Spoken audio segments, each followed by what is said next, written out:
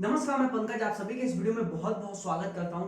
और आज की वीडियो में मैं एक बहुत ही शानदार टॉपिक कवर करूंगा परफॉर्मेंस मैनेजमेंट से रिलेटेड, जो है केआरए एंड केपीआई। मैं पहले ये सोचता था कि इतने बड़े बड़े ऑर्गेनाइजेशन जिसमें 500 से 600 एम्प्लॉय काम कर रहे हैं, कहीं पे 2000-3000 एम्प्लॉय काम कर रहा है, ये सारे इतने एफिशिएंटली कैसे काम कर ले रहे हैं और ये अपने ऑर्गेनाइजेशन के गोल को भी अचीव कर ले रहा है। ऑर्गेनाइजेशन इनको ट्रैक कैसे करती है कि ये काम कर भी रहा है कि नहीं कर रहा है। तब मुझे एक बहुत ही गजब के मैट्रिक्स के बारे में पता चला, जो है केआरए एंड केपीआई। केआरए होता है की रिजल्ट एरिया या फिर की रेस्पॉन्सिबिलिटी एरिया, और केपीआई होता है की परफॉर्मेंस इंडिकेटर। और ये जो मैट्रिक्स है ना, इससे ऑर्गेनाइजेशन इस्तेमाल करती है ये चेक करने के लिए कि उनका हर एक एक इंडिविजुअल एम्प्लॉय किस हिसाब से काम कर रहा है और कैसा परफॉर्म कर रहा है। इसीलिए इसको परफॉर्मेंस मैनेजमेंट भी बोलता है।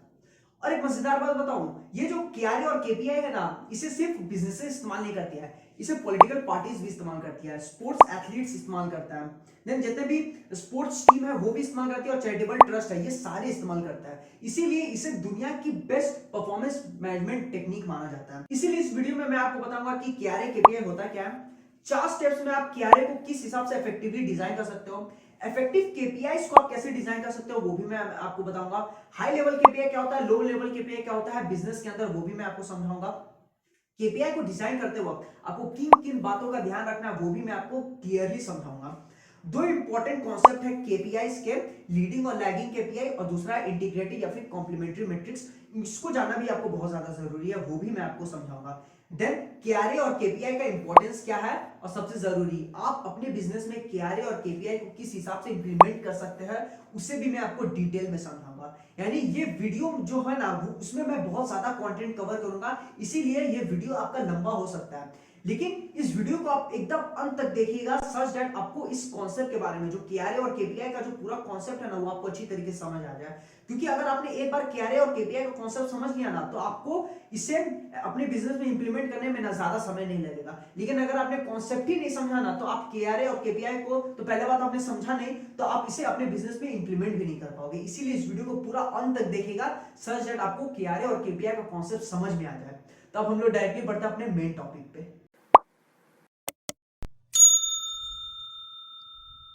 तो ये केआरए और केपीआई होता क्या है, इसे हमने एग्जांपल से समझता है। मान के चलिए मेरा एक ऑनलाइन बिजनेस है, और मैंने ये टारगेट किया कि इस साल मैं 12,000 सेल्स को अचीव करूंगा। यानी मेरा टारगेट कितना हुआ, 12,000 सेल्स का।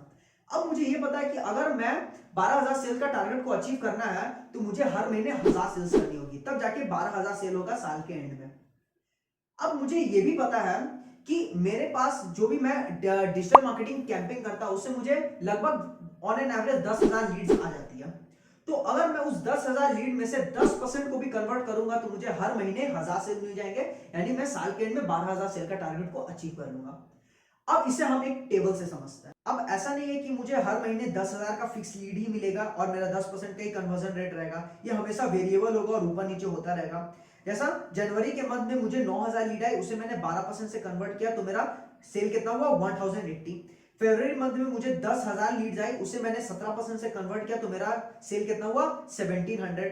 मार्च के महीने में मुझे 12,000 लीड्स आई, उसे मैंने 12% से कन्वर्ट किया, तो मेरा सेल कितना हुआ, 1440। इस तरीके से मैंने साल के एंड में 12,400 सेल किया। यानी मैंने अपने टारगेट को 12,000 के टारगेट को अचीव किया, और मेरा जो टोटल लीड था 1,18,000, उसको मैंने 10.5% की कन्वर्जन रेट से कन्वर्ट किया, तब मेरा टोटल सेल 12,400 आया।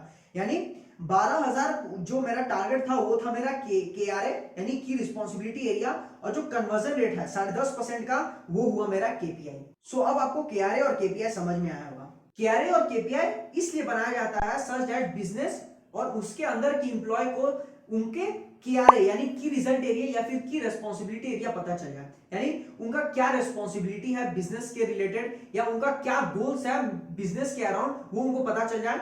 और केपीआई यानी की परफॉर्मेंस इंडिकेटर उनको ये ट्रैक करने में मदद करता है कि जो उन्होंने गोल को सेट किया था, क्या वो एक्चुअली में अचीव हो रहा है कि नहीं, वो उस परफॉर्मेंस इंडिकेटर से पता चल जाता है। जैसा मैंने आपको पहले एग्जांपल में समझाया था कि 10.5% की कन्वर्जन रेट से मैंने 12,400 सेल किया। यानी मेरा जो टारगेट था, जो मेरा गोल था 12,000 सेल को करने का, वो भी अचीव हो गया, और 10.5% के कन्वर्जन रेट से मुझे ये भी पता चल गया कि मेरा परफॉर्मेंस कैसा था। तो यही होता है केआरए और केपीआई। तो अब समझते हैं कि केआरए आप बनाओगे कैसे। केआरए जब भी आप बनाओगे ना, तो वो हर इंप्लॉय का अलग अलग बनेगा। यानी अगर आपके पास 100 एम्प्लॉय है ना, तो 100 एम्प्लॉय का KRA अलग अलग बनेगा, क्योंकि हर एम्प्लॉय का रिस्पॉन्सिबिलिटी अलग होता है, उसका गोल्स अलग होता है। इसीलिए जब भी आप KRA बनाओ तो आपको इन 4 बातों का ध्यान रखना है। सबसे पहला कि जब भी आप कोई एम्प्लॉय को हायर कर रहे हो तो आपको यह ध्यान में रखना है कि आप उससे क्या अकम्प्लिश करवाना चाहते हो, यानी आप जो एम्प्लॉय को हायर कर रहे हो उससे आप क्या अचीव कराना चाहते हो, उसका गोल क्या है वो आपको डिफाइन कर लेना है। दूसरा, उसका डेली, वीकली, मंथली एक्टिविटी क्या होगा उसे आपको अच्छी तरीके से डिसाइड कर लेना है जब वो ऑन बोर्ड हो रहा है, यानी आप जब उसे हायर कर रहे हो, यानी उसका काम क्या होगा, वो काम क्या करेगा वो आपको डिसाइड कर लेना है। तीसरा, आपने जो उसे डेली, वीकली, मंथली एक्टिविटी दिया है उससे क्या ऑर्गेनाइजेशन का ग्रोथ होगा, क्या उससे ऑर्गेनाइजेशन का गोल्स अचीव होगा कि नहीं, वो भी आपको डिफाइन कर लेना है। और जो चौथा है कि आपने उसे जिस पोजीशन के लिए रखा है क्या वो पोजीशन उसके लिए एक्चुअली में इफेक्टिव है आपके बिजनेस के सक्सेस के लिए, ये भी आपको डिफाइन कर लेना है। जब आप इन 4 बातों को समझ लोगे, ये 4 बातें अपने से भी पूछना है और सामने वाले एम्प्लॉय से भी पूछना है, जब आप इन 4 बातों को अच्छे तरीके से ध्यान रखोगे ना, तब आप अच्छी तरीके से KRA को बना सकते हो। अब आता है KPI पे, की परफॉर्मेंस इंडिकेटर। KPI को आप ऐसे समझो कि आपने जो गोल को अचीव किया उसे आपने कितने अच्छे से परफॉर्म किया, उसे एक इंडिकेटर दे देना। एग्जांपल देके समझाता हूं। जैसा मैंने आपको स्टार्टिंग के एग्जांपल में बताया था कि मैंने 12,000 सेल के टारगेट को अचीव किया। अब आप ये बताओ कि अगर मुझे 12 लाख लीड्स आती, उसमें से मैंने 12,000 सेल किया, यानी मेरा लीड कन्वर्जन रेट हुआ कितना, 1% का। या फिर मुझे 1,18,000 लीड्स आए, उसको मैंने 10.5% से कन्वर्ट किया और मेरा सेल कितना हुआ, 12,000 का। कौन सा ज्यादा अच्छा है, 1% का लीड कन्वर्जन रेट या 10.5% का? ऑफकोर्स 10.5% का लीड कन्वर्जन रेट ज्यादा अच्छा है। इसी को बोलता है KPI, यानी आपने जो गोल को अचीव किया उसे आपने कितने अच्छे तरीके से परफॉर्म किया, वो परफॉर्मेंस इंडिकेटर से समझ में आ जाता है। यही है की परफॉर्मेंस इंडिकेटर। तो जब आप KRA बना लोगे ना, तो आपको डिपार्टमेंट वाइज हर डिपार्टमेंट का KPI भी बनाना होगा, सच दैट आप उनके परफॉर्मेंस को ट्रैक कर सको। तो आप इफेक्टिव KPI कैसे डिजाइन करोगे, तो ये मैं आपको एक एग्जांपल से समझाता हूं। अगर आप सेल्स टीम का KPI बना रहे हो तो सबसे पहले एवरेज सेल्स साइकिल टाइम, यानी आपका जब लीड आया आपके बिजनेस में और उस लीड को कन्वर्ट किया गया, उसके बीच का जितना टाइम होता है ना, उसको बोलते हैं सेल्स साइकिल टाइम। तो ये जितना ज्यादा कम होगा उतना अच्छा, तो ये आपका एक KPI बन सकता है। दूसरा है लीड कन्वर्जन, यानी 100 लीड्स आपके बिजनेस में आए, उसमें से 5 लीड्स कन्वर्ट हुए, यानी आपका लीड कन्वर्जन रेट हुआ 5%। जितना ज्यादा लीड कन्वर्जन रेट होगा उतना ज्यादा अच्छा। तीसरा है total pipeline value. Total pipeline value को आप ऐसे समझो कि मान के चलिए अगर आपके पास एक प्रोडक्ट है 7,000 रुपए का और आपके पास 10 ऐसे लीड्स है जो आपके प्रोडक्ट को खरीदेंगे, तो आपका टोटल पाइपलाइन वैल्यू कितना हो जाएगा, 70,000 रुपए का। देन आप अपसेल और क्रॉस सेल परसेंटेज से भी आप KPI डिसाइड कर सकते हो, यानी मान के चलिए अगर आपके सेल्स टीम ने 10,000 रुपए का प्रोडक्ट बेचा, उसमें से 2,000 का ऐसा प्रोडक्ट था जो अपसेल किया गया था, यानी आपका टोटल बिलिंग में से, कस्टमर का टोटल बिलिंग में से उसने 20% का ऐसा माल बेचा जो अपसेल के द्वारा था, यानी उसका अपसेल परसेंटेज कितना हुआ, 20 का। वैसे ही क्रॉस सेल भी होता है, तो ये भी एक KPI हो सकता है। Then increase in sale revenue by previous period, यानी अभी इस क्वार्टर में या इस पीरियड में जो उसने सेल रेवेन्यू जो उसका इंक्रीज हुआ वो प्रीवियस पीरियड से कितना ज्यादा था, वो भी आपका एक KPI बन सकता है। ऐसे बहुत सारे KPIs है। अगर आप एक मार्केटिंग मैनेजर या फिर मार्केटिंग टीम का KPI डिजाइन कर रहे हो तो मार्केटिंग कॉस्ट बाय कस्टमर, यानी एक कस्टमर को लाने के पीछे आपको कितना ज्यादा मार्केटिंग करना पड़ रहा है, वो एक KPI बन सकता है। देन है कस्टमर एक्विजिशन कॉस्ट, यानी एक कस्टमर को लाने के पीछे आपको कितना ज्यादा कॉस्टिंग पड़ रहा है, वो भी एक KPI हो सकता है। देन है रेवेन्यू बाय प्रोडक्ट या फिर ज्योग्राफी, यानी एक पर्टिकुलर प्रोडक्ट से आपको कितना ज्यादा रेवेन्यू हो रहा है या फिर एक पर्टिकुलर ज्योग्राफिकल लोकेशन से आपको कितना ज्यादा रेवेन्यू हो रहा है, वो भी एक KPI हो सकता है। देन है customer life time value. Customer life time value के ऊपर मैंने एक पूरा वीडियो बना दिया है, कस्टमर एक्विजिशन कॉस्ट के ऊपर भी बना दिया, उसे आप देख सकते हैं तो आपको अच्छे तरीके से समझ में आएगा। देन है कॉस्ट पर लीड, यानी एक लीड को लाने के पीछे आपको कितना ज्यादा कॉस्ट पड़ रहा है, वो भी एक KPI हो सकता है।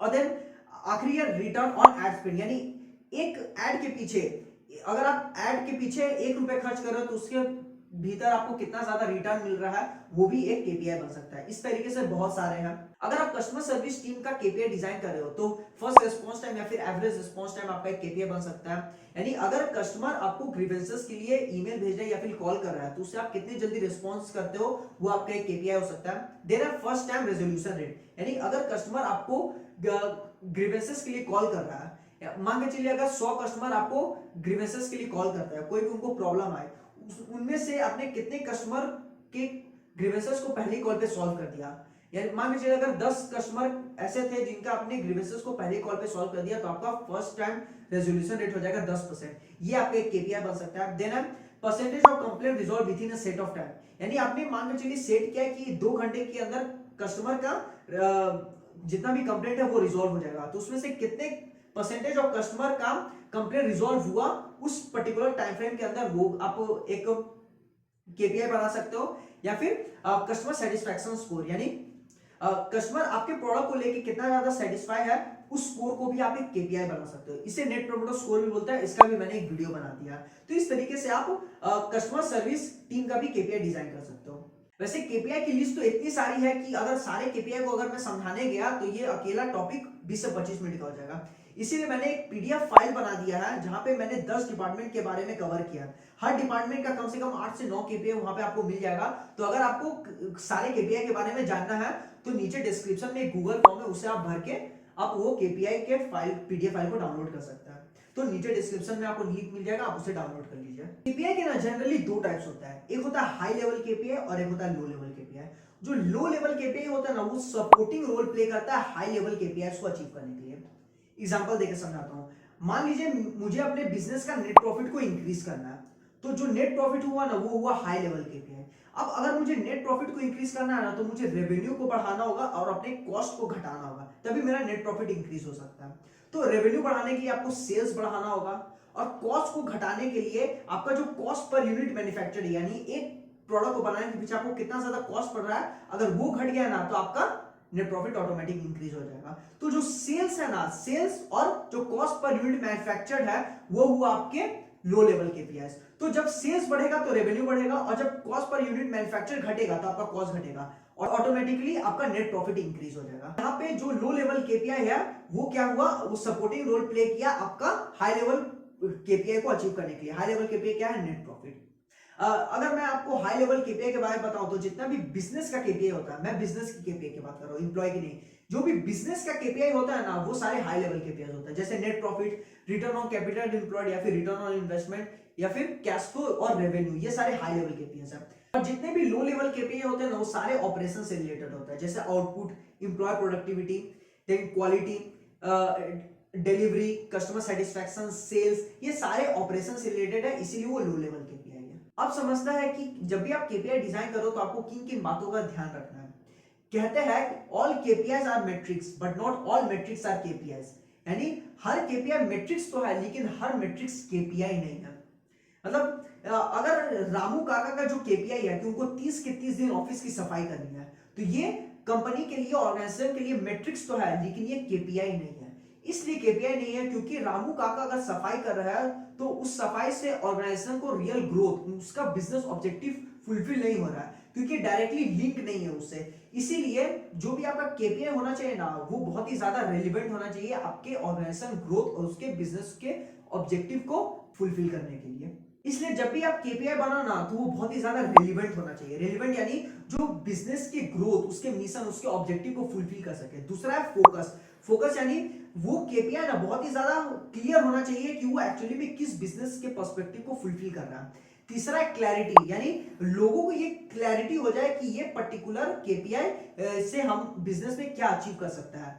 चौथा है एक्शनेबल, यानी उस केपीआई को देखते ही ये समझ में आ जाए कि हमें अगला स्टेप क्या लेना, हमारा फ्यूचर प्रोजेक्शन क्या हो सकता है।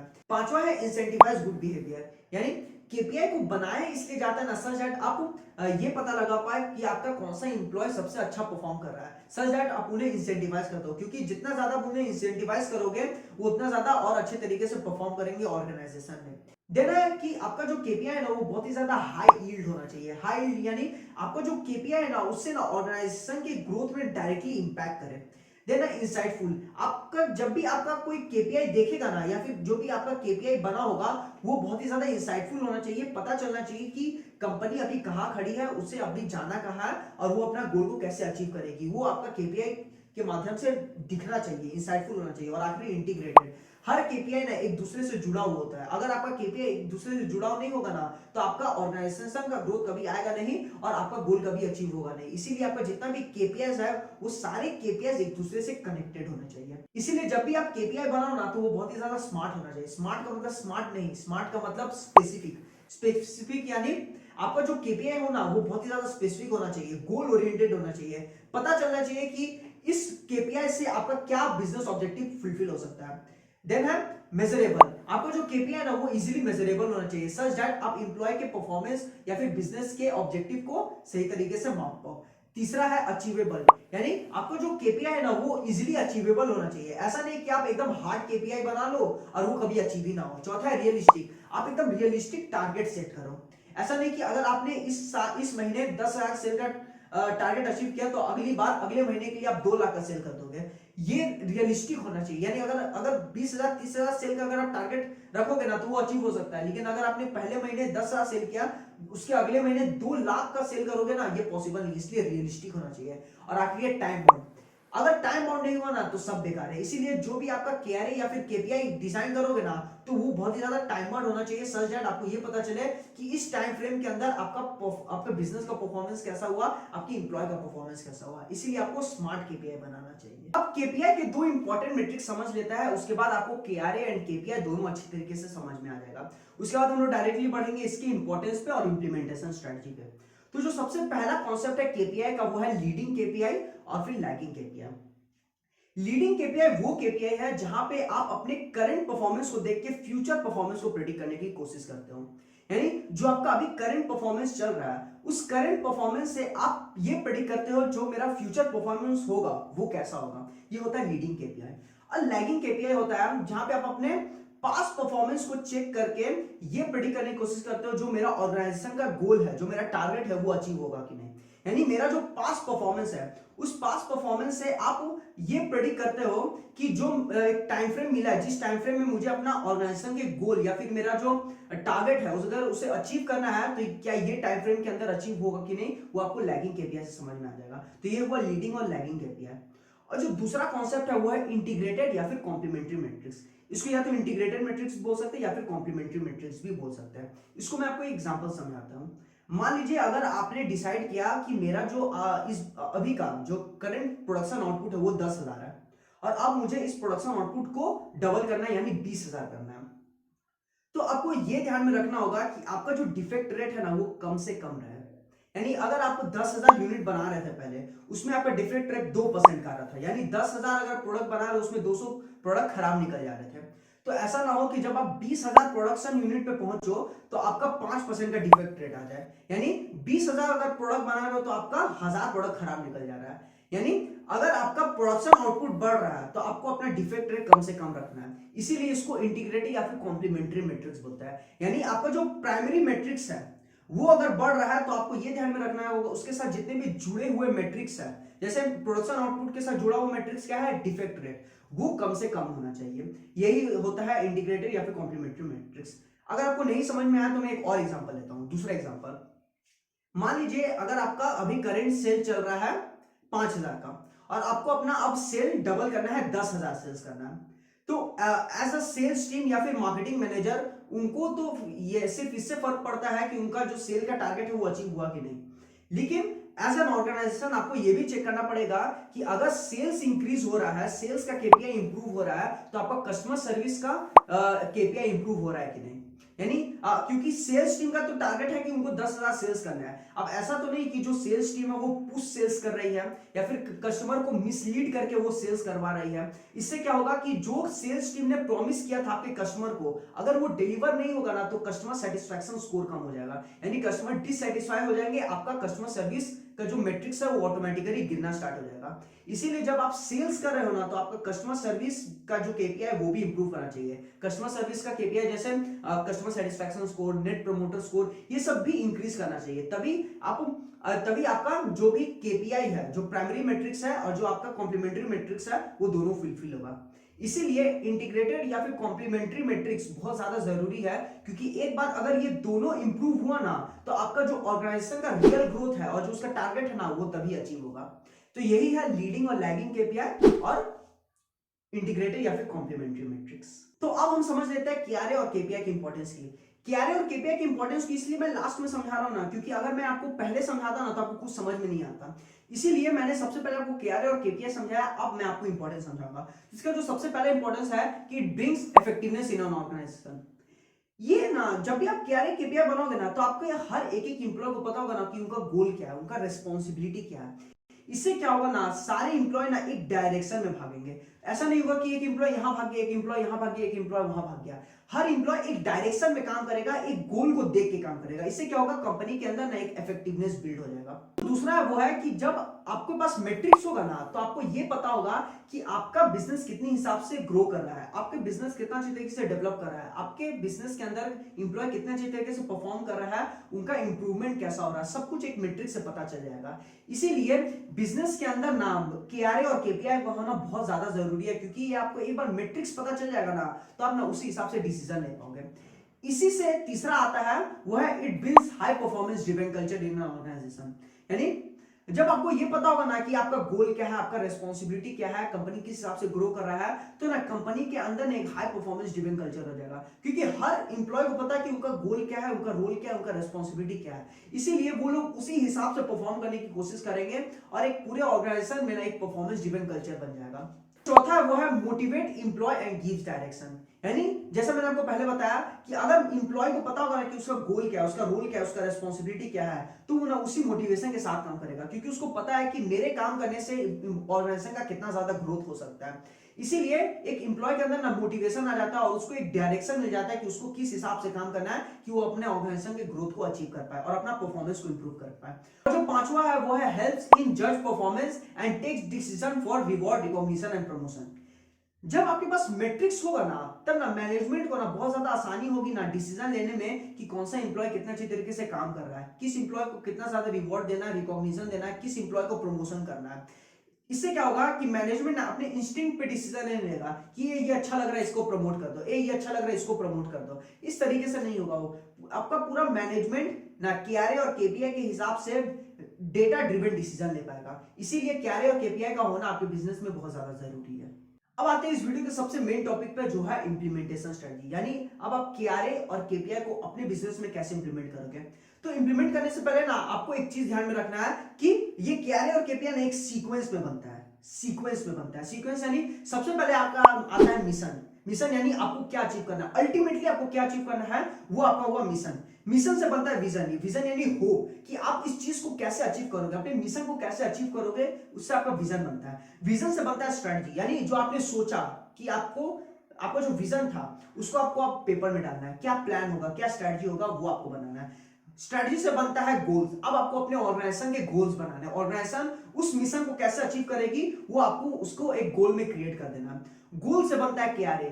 एक बार गोल बन गया ना, तो आपको ये समझ में आ गया कि आप करना क्या है। उससे क्या होगा, अब आपको डिपार्टमेंट वाइज हर इंप्लॉय को उनका उनका रेस्पॉन्सिबिलिटी दे देगा कि आपको ये काम करना, आपको ये काम करना, आपको ये काम करना है। इससे क्या होगा, वो जितना भी KRA बनेगा ना, वो डायरेक्टली लिंक होगा आपके मिशन से। उस KRA से फिर आखिर में बनता है KPI। यानी अब जो आपने उनको रेस्पॉन्सिबिलिटी दी, वो आपके इंप्लॉय कितने अच्छी तरीके से परफॉर्म कर रहा है, क्या वो एक्चुअली में सही तरीके से परफॉर्म कर रहा है कि हमारा वो मिशन कंप्लीट हो जाए, वो उससे बनता है आपका KPI। ये हुआ सीक्वेंस। इस सीक्वेंस में आपका पूरा KRA और KPI बनता है। तो अब हम लोग डायरेक्टली एक्सेल शीट में बढ़ता है, उससे आपको मैं समझाता हूं कि KRA और KPI आप अपने बिजनेस में कैसे इंप्लीमेंट करोगे। यहाँ पे मैंने गूगल का एक स्प्रेडशीट बनाया है, जहां पे आपको 3 कॉलम मिल रहा है। सबसे पहले KRA का, यानी इंप्लॉय का क्या रेस्पॉन्सिबिलिटी होगा, क्या गोल होगा, वहां पे उसका वो लिखा होगा। दूसरा है KPI का। KPI यानी उसको जितना काम करना था उसमें से उसने एग्जैक्ट कितना काम किया, वो वहां पे लिखा होगा। तीसरा है एक्चुअल परफॉर्मेंस का। एक्चुअल परफॉर्मेंस यानी अगर उसने अपने गोल से ज्यादा अचीव किया तो उसे मैं 2 स्कोर दूंगा। अगर उसने जितना उसका गोल था उसने उतना ही अचीव किया तो उसे मैं 1 स्कोर दूंगा। और अगर उसने अपने गोल से कम अचीव किया तो उसे मैं 0 स्कोर दूंगा। आप उसे रेड, ग्रीन और येलो में दे सकते हैं, और वो भी एग्जैक्ट परसेंटेज के साथ उसने कितना अचीव किया। जैसे सेल्स टीम का मैंने यहाँ पे एग्जांपल लिया कि उसने 200 लीड कॉल्स करने थे, KRA उसका था, लेकिन उसने 180 कॉल किया, यानी उसने अंडर अचीव किया। तो यहाँ पे मैंने 0 स्कोर दे दिया 90% पे।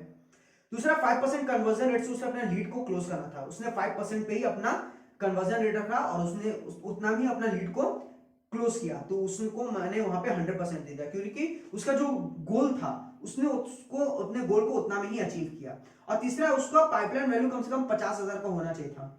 लेकिन उसका पाइपलाइन वैल्यू 70,000 का हो, यानी उसने ओवर अचीव किया, तो वहां पे मैंने 2 का स्कोर दे दिया 140% पे। इस तरीके से आपको हर एक एक इंप्लॉय का केआरए बनाना है, केपीआई बनाना, उसका एक्चुअल परफॉर्मेंस लिखना है। इससे क्या होगा, आपको समझ में आ जाएगा कि इंप्लॉय कितने अच्छे तरीके से परफॉर्म कर रहा है, कितने अच्छे तरीके से वो गोल्स की तरफ आगे बढ़ रहा है। एक चीज का यहाँ पे ध्यान रखिएगा, जो यहाँ पे केआरए होगा वो उसका जो की रेस्पॉन्सिबिलिटी एरिया होगा वो 4 से 5 होना चाहिए, या फिर मैक्सिमम 6, उससे ज्यादा नहीं होना चाहिए। क्योंकि अगर उसे आपको एक साथ 10-12 रेस्पॉन्सिबिलिटी दे दोगे तो वो एक पर्टिकुलर टाइम फ्रेम में अचीव नहीं होगा। इसीलिए 5 से 6 मैक्सिमम होता है, आपको एक एम्प्लॉय का केआरए बनाना है, बस इतना ही रखना है।